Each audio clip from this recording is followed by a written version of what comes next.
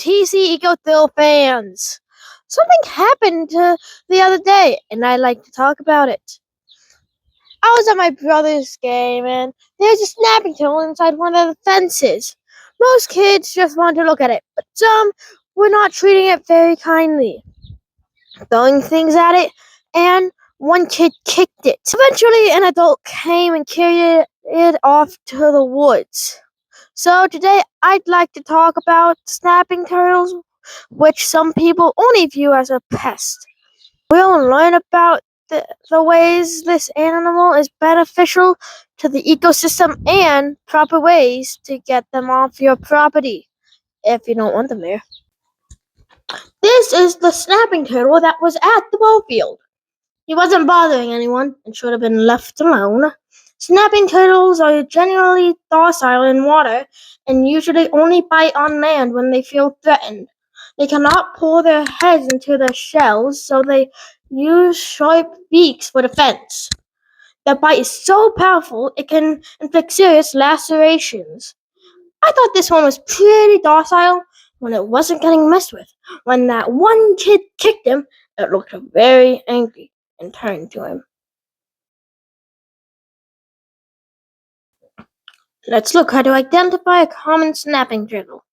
Right now you can see it has a hooked beak and it has webbed claws on its feet. The rear end of the carapace is sawtooth, which is the end of the shell, and a long tail, which reminds me of Godzilla's spikes on its tail. Did you know an average wild snapping turtle can get up to 10, 14 inches and can weigh up to 35 pounds? They live to be around 30 years old in the wild, not in captivity. The world record for a common snapping turtle is Big Snap Daddy, or I like to call him Big Snap for short. He lives in Nebraska. He's estimated to be around 90 years old and weighs 98 pounds. You can see him at Schramm's Education Center. Make sure to visit. Let's talk about how snapping turtles benefit us. These animals are vital janitors of freshwater ecosystems. They play a critical role in maintaining water quality and biological balance. They are known as the vultures of the water. They scavenge on carrion, which is a dead animal material, and this helps prevent the spread of diseases. They also help with population control by preying on fish, amphibians, and insects, like mosquitoes, and sometimes young waterfowl. Now let's discuss how to properly remove one from your property. A lot of people will grab them by the tail and carry them off that way.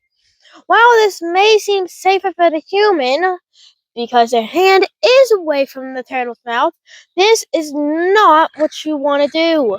Carrying a turtle by this way can actually damage its spinal column. The best way to move a snapping turtle is by grabbing it by the rear of its carapace, which is the top shell just above its back legs. Do not put your hands near the front of the shell. Snapping turtles may look like they have short, stubby necks, but believe me, they have surprisingly long necks that can whip around and bite you. Of course, if you don't feel comfortable by grabbing a snapping turtle, there is another option.